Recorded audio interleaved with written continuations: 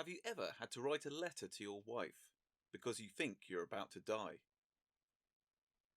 Millions of soldiers in the First World War would face the real possibility that they would be killed. Hunkering in their trenches, they would know when they're about to go over the top.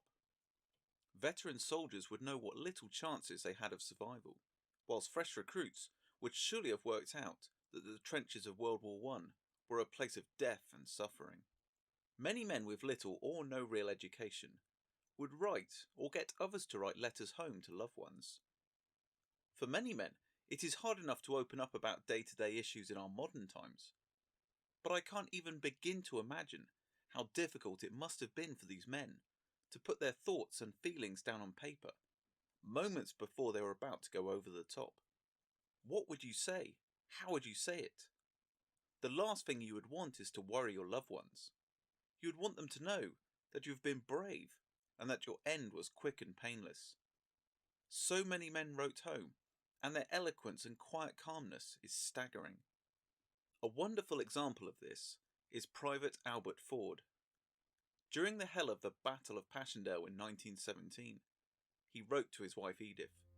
The letter was written on a scrap of paper before going over the top. He writes, "My darling, if this should ever reach you, it will be a sure sign that I am gone under. And what will become of you and the chicks I do not know. But there is one above that will see to you and not let you starve. You have been the best of wives, and I loved you deeply. How much you will never know. Dearest, if the chance should come your way, for you are young and good looking, and should a good man give you an offer, it would please me to think you would take it, not to grieve too much for me.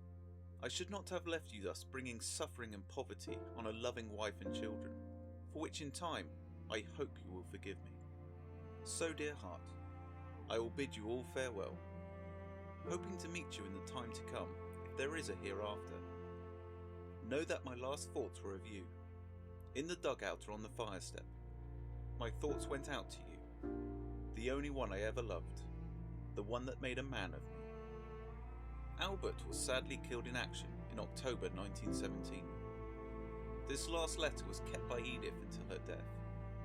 She never remarried despite her husband's desire. As she lay dying in 1956, she said she could see Albert in the corner of her bedroom. We hope you've enjoyed this video on the First World War.